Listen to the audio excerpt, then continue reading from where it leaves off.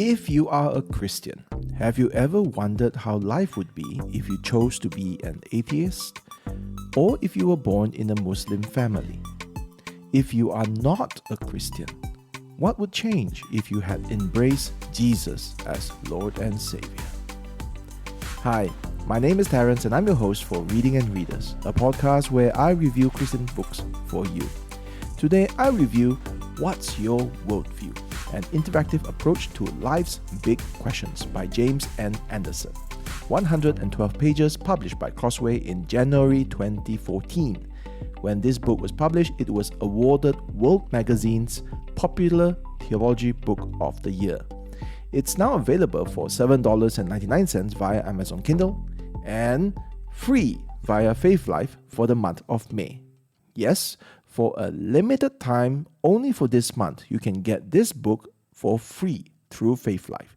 So just stop whatever you're doing and get this book. Before Game Boys, I played game books. Game books are page turners, literally. You are a warrior searching for treasure in the forest.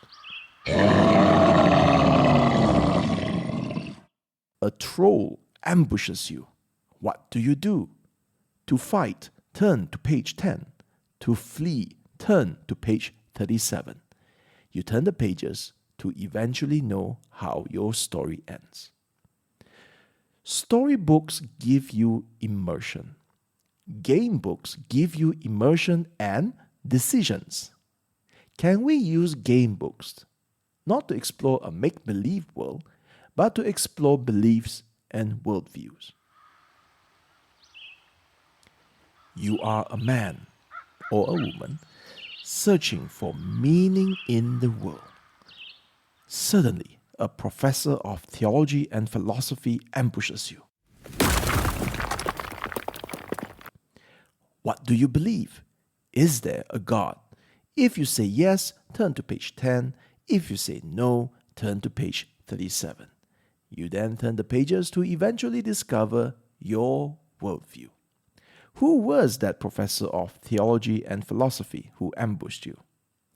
The writer of today's book, Dr. James Anderson, is a professor at Reformed Theological Seminary and is also an ordained minister in the Associate Reformed Presbyterian Church. He has not one, but 2 PhDs. The first PhD was in computer simulation. The second PhD explored the paradoxical nature of certain Christian doctrines and the implications for the rationality of Christian faith. What that means is that with the power of his 2 PhDs, Dr. Anderson has seen 1,000,000 possible worlds, a multiverse of madness, and reveals that there is only one worldview that truly explains the reality you and I live in. The first cosmic level question he throws at you is, do you have the power to make free choices? And in just 200 or so words, Anderson takes this head-spinning philosophical question and breaks it down to our street level. The chapter begins with chips or salad, Diet Coke or Dr. Pepper, dine in or take out. And he continues in that chapter to give us just enough background for us to understand and attempt the question, do you have the power to make free choices? Yes or no? Turn to the corresponding page of your choice. Once you have made your choice, you are set on a predetermined path that branches off into more questions until you reach a destination. That destination is one of 21 possible worldviews listed in this book. And based on your choices, this is what you believe. Or is it? Let's do one question in depth to see how this book works. Let's consider the knowledge question. Is it possible to know the truth? Anderson sets up the question, I quote, most people would agree that we have intellectual faculties, such as reason and perception, that allows us to investigate matters of interest to us and to discover the truth about those matters. Even if we don't have absolute certainty about most things, we can still know a great deal about ourselves and the world around us by using our intellectual faculties in responsible ways. Later, Anderson writes, other people, however, take a much lower view of the human mind. They insist that even if there is objective truth about important matters, no one can really know what it is. Everyone has his own opinions, and some of those opinions may happen to be true, but no one's opinions are more or less reasonable than anyone else's. Certainly, no one has any right to say she knows the truth. We are all mired in ignorance, and the sooner we accept that, the better. The question posed in this chapter is it possible to know the truth? At least some truth. If you say yes, go to this page. If you say no, go to that page. What's your answer? And I would like to think that you are saying you are thinking that the answer is yes. Of course, it's possible to know the truth or some truth. But just for fun, out of idle curiosity, let's explore the other answer. What if it's not possible to know the truth, even some truth? So I turn to that page and I'm greeted in big letters, Worldview, Skepticism. And Addison proceeds to explain that skepticism is attractive because it's humble to say, I don't know. But skepticism is wrong because it's hubris to say nothing can be known. First, what you say is not consistent with how you live. If you truly believe that there is no possibility to know things, then, quote, our everyday decisions and actions would be pointless and worthless, end quote. Second, it is self-defeating. Quote, if you want to be a consistent skeptic, you should be as doubtful about skepticism as you are about everything else, end quote. After hearing that, do you want to reconsider your answer? And that's easy to do because every worldview in this book ends with an invitation to go back to the earlier question. Before I knew it, I finished the book, meaning I went through every possible path in the book. And I just want to say that it's been a long time since I finished 100% of a game. I could read out all the questions you would encounter in the book, but that would just spoil it. It would kill the fun. Not knowing what questions will come up is part of the reading experience, the experience of surprise and delight. Oh, I didn't expect him to ask this question, at least not so soon. If I answer it in this way, what would be the outcome? Or, I didn't realize that if I believe in this, then it also means that I believe in that. I didn't know that these two things were related. And along the way, as we answer these questions, Anderson is giving us enough rope to hang ourselves with, meaning his questions prompt answers where we incriminate ourselves, where we find that what we claim to believe is inconsistent with how we live or how we would like to think we live. In the hands of another author, you might feel bullied by the incessant questions and manic compulsion to take a position. Is it yes? Is it no? You have to choose and make a choice now. But in the hands of James Anderson, it is all in good fun.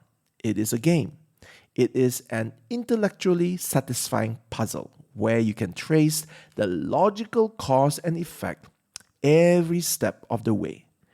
When he asks a question, he doesn't stack the deck to make you choose the quote-unquote the correct answer, the Christian answer.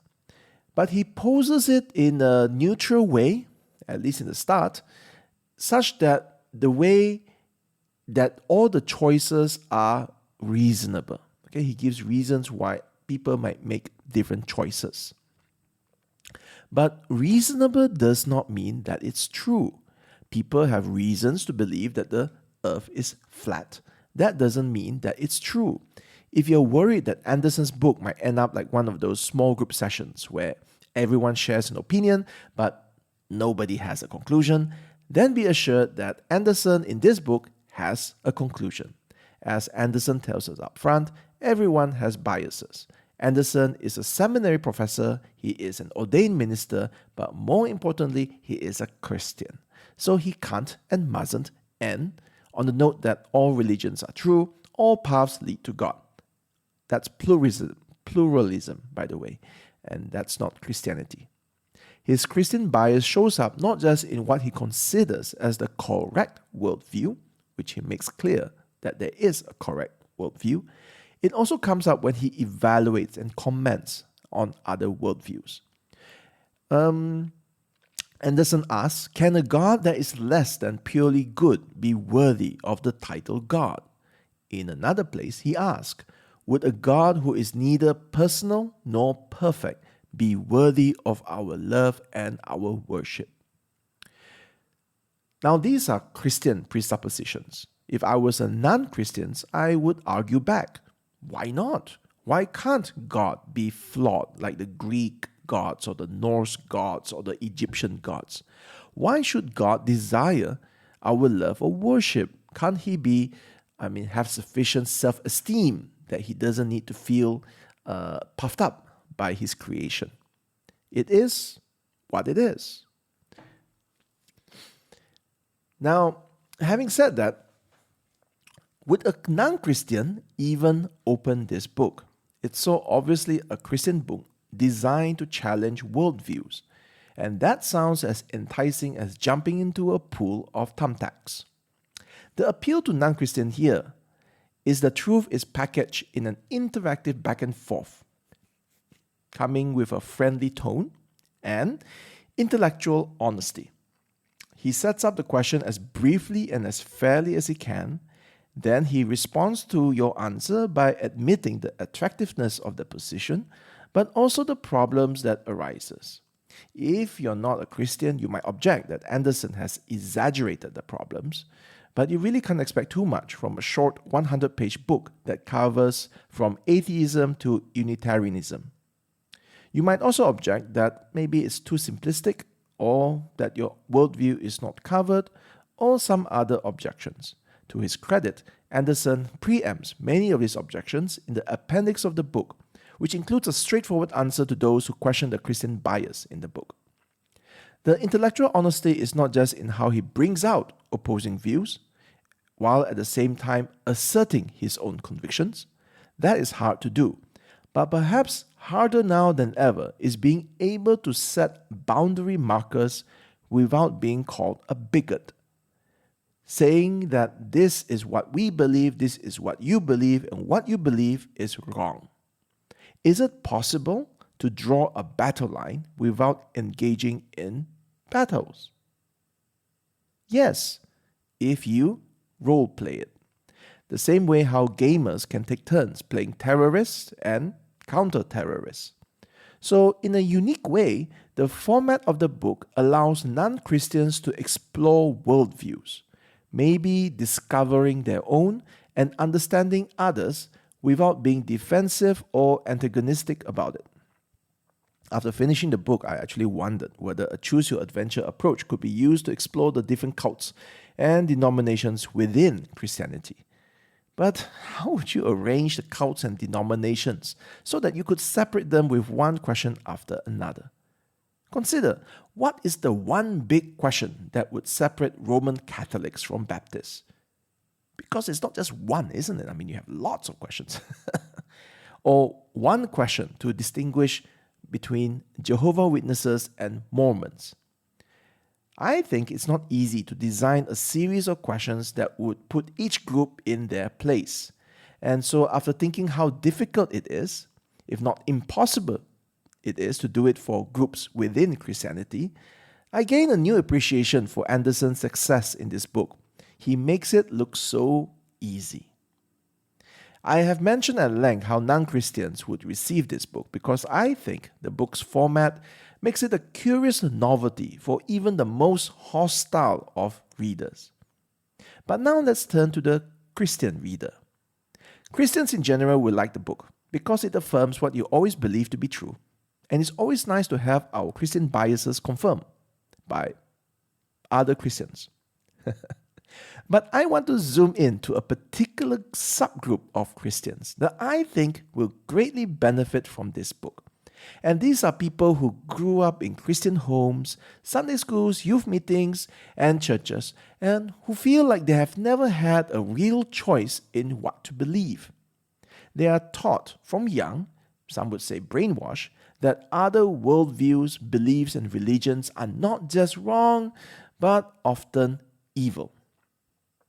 Then, as it often happens, they meet people outside of church who are kinder, smarter, more sincere, and more open than the people they know in church.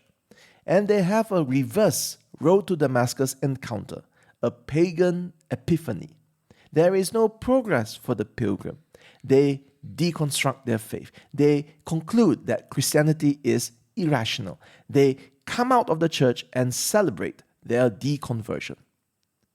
What if, before all that happened, they were able to explore other worldviews without feeling conflicted or guilty about reading the Quran or listening to Richard Dawkins? Maybe by making it forbidden, the church has also made these worldviews attractive and more powerful than they really are.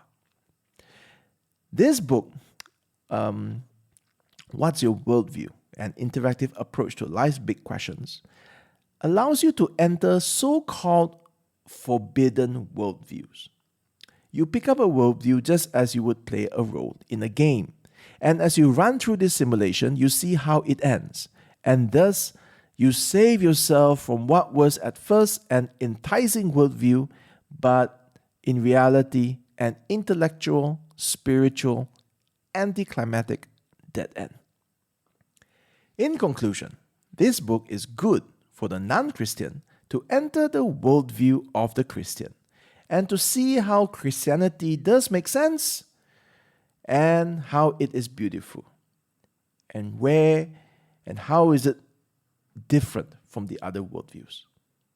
This book is also good for the Christian to simulate, to role play in an alternate worldview without losing the soul. This is a Reading and Readers review of What's Your Worldview? An interactive approach to life's big questions by James N. Anderson. 112 pages published by Crossway in January 2014. This book was awarded World Magazine's 2014 Popular Theology Book of the Year. It's available for $7.99 via Amazon Kindle, and it's free via Faith Life for the month of May. If you like another book that you want to share with non-Christians, turn to episode 47 of Reading and Readers and listen to my review of Why Believe by Neil Shenvi. If you want a big book answer to the free choice question, you can turn to episode 7 to read my review on Providence by John Piper. If you want to read something completely different, perhaps how to read the Bible in more than one way, subscribe to Reading and Readers to get the next episode where I review 5 Models of Scripture by Mark Reasoner, a book free from Logos for May. So get it in May without delay. Thank you for listening. Bye-bye.